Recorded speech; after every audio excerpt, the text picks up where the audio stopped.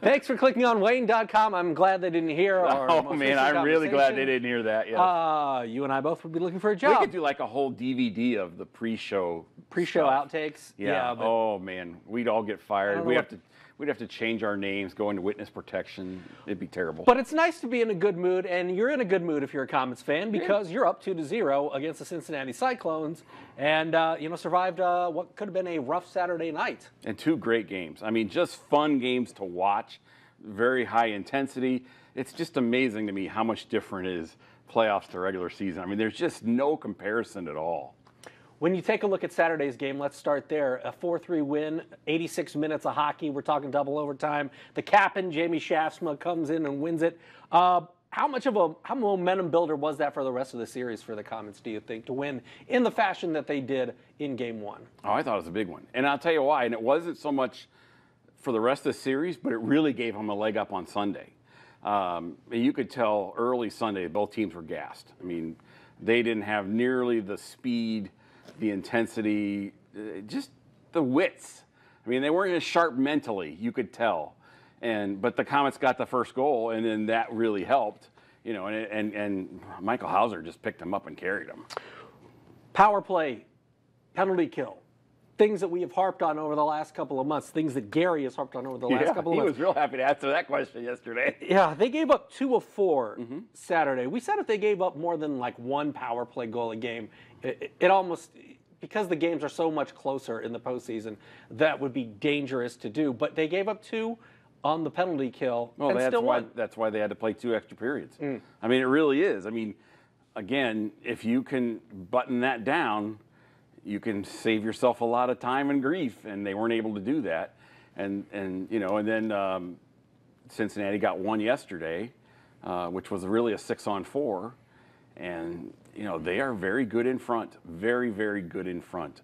And the Komets are trying to counter that by having the defensemen play in front of them, not behind them, to intercept the passes to get there even. And they did a really good job of that yesterday until that last goal. They were blocking passes from the side, and Michael Hauser was doing a great job of blocking passes from behind the net and things, and knocking those out of the way too. So they've got a very solid game plan there. It just got to be, you got to get a little bit lucky sometimes too. Shot differential was something that was interesting, specifically on Saturday night, because the Komets took 72 shots. Cincinnati took 29 shots. It was fairly even on Sunday. What do you make of the differential in between the 2 games? I think they were gassed. I mean, I really do, because Sunday's game was not as precise. So their forecheck was not quite as effective. So you didn't have, it seemed like Saturday night, 3/4 of the game was played in Cincinnati's end. Simply, and I'm not even talking about shots, because the Komets actually took 120-some shots on goal. Only 72 went on goal. Only. Only. But, I mean, they controlled all the play in that end of the ice. And that was a big, big factor. But they weren't able to keep up that level of intensity, that level of the forecheck on Sunday. It was still good. It just wasn't exceptional like it was Saturday. Aside from the intensity level and I guess, being gassed, as you said, were there any schematic changes that you saw between the 2 teams from Saturday to Sunday, things that they tried to adjust based on what they saw in Game 1 to Game 2? Yeah, Coach Gary Graham talked about how he's got to get the guys to be a little bit more precise in their neutral zone defense, because Cincinnati's so fast and they're really effective at getting through the neutral zone, and then they do a pretty good job of controlling the puck in the offensive zone. I mean, the Komets always whip it around behind the net. Cincinnati whips it into the corner and then brings it back out. But he wants them to really focus on the neutral zone positioning and aggressiveness, which really relates back to their forecheck too, for Game 3. Now, the Komets didn't have as many hits on Saturday night or Sunday as they did on Saturday. Partly that was because Cincinnati, they had the puck a little bit more. And so it's hard. You can't hit the other team when you have the puck. Right. So their forecheck was not nearly as effective at getting to the Cincinnati defensemen when they had the puck. You've already mentioned Michael Hauser. He was hot at the end of the regular season, and he continued that in the postseason. What is it about his play that's impressed you, and what have you seen maybe ratcheted up a notch for Michael Hauser now that the postseason is hit? It was funny because I was taking photos for the first period, And I could see things that you're not going to see normally from the stands because I'm right focused in on him. There was a bunch of shots that hit him in the chest, in the shoulder, in the armpit. He got one in the neck. He got one off the mask, and he never blinked. I mean, he was that focused and that into the game. It's like he was in control of the game. They were just playing in front of him. You know, he was that much confident and comfortable and aggressive, and they had to beat him. He wasn't going to make the mistake or give up the easy one. They had to come up with some new way to beat him, and they couldn't do it. The series now shifts to the road for games 3, 4, possibly 5 in Cincinnati. What can we expect to see differently now that the series heads out on the road? Can we expect to see different things? If they are, what are they? Well, I think the problem is going to be for the Komets is they got to, you know, we've talked about surviving that first 10 minutes on the road, you know, especially in a first game like this. Cincinnati is going to come out with everything they got the first 10 minutes. Can the Komets survive that, or maybe be down 1-0, or even score first and surprise everybody and take the life out of the Cincinnati players? There won't be the crowd. Cincinnati doesn't draw that well in the playoffs, so that won't be a factor, which is a factor because it was a big factor in Fort Wayne these last 2 games. The other thing is, I want to see how the Komets react. They can really do a good job of helping themselves with their neutral zone positioning and how they attack, and it's just amazing to me when the Komets are forechecking, when Gabriel Desjardins is out there like an attack dog going after it, and Kravchenko and some of those guys, and Thompson's really good because he's so big and wide and long.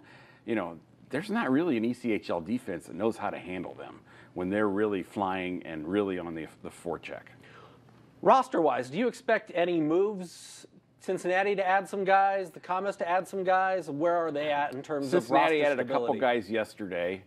We don't really know.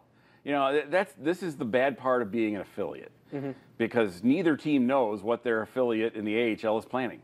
They haven't heard from them, and just sit there and like it. You know, I mean, they don't have any choice. You know? No, yeah, they don't have any control.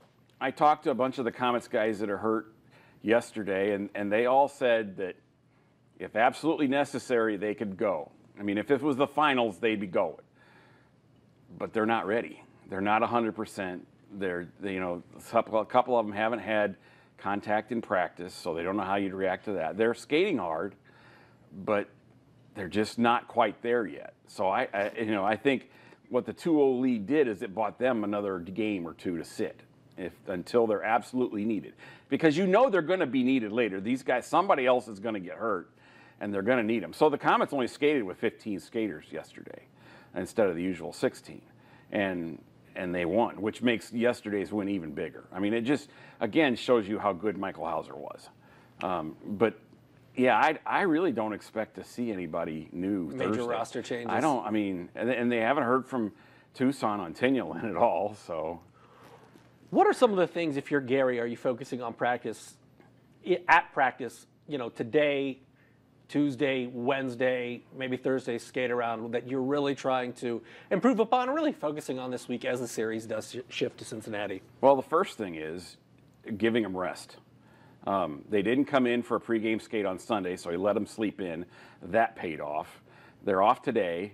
There are guys who are playing with injuries, okay? So you've got to give them as much rest as you can.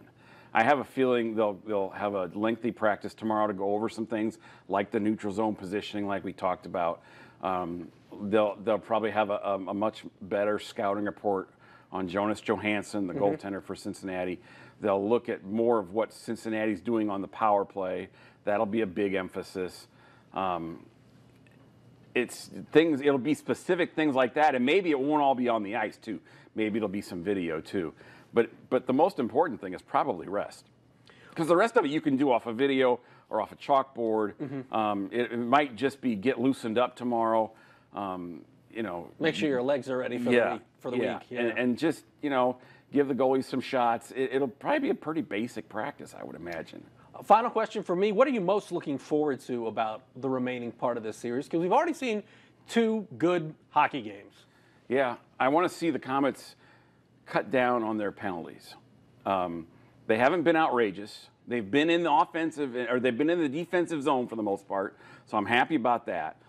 but Cincinnati can't beat them 5-on-5. They just can't do it, which is where those 3 power play goals come in. You know, if the Komets can stay out of the box, this series might be quick. It really, I mean, as tight as it has been, as close and as hard charging and high intensity as it has been, if they can stay out of the box, that's a huge advantage for the Komets because Cincinnati cannot beat them 5-on-5 right now. All right. And we will see if that trend does continue as the series shifts to Cincinnati this week with Game 3 on Thursday night. For Blake, I'm Glenn. We'll see you next Monday talking Inside the Zone Komets Hockey.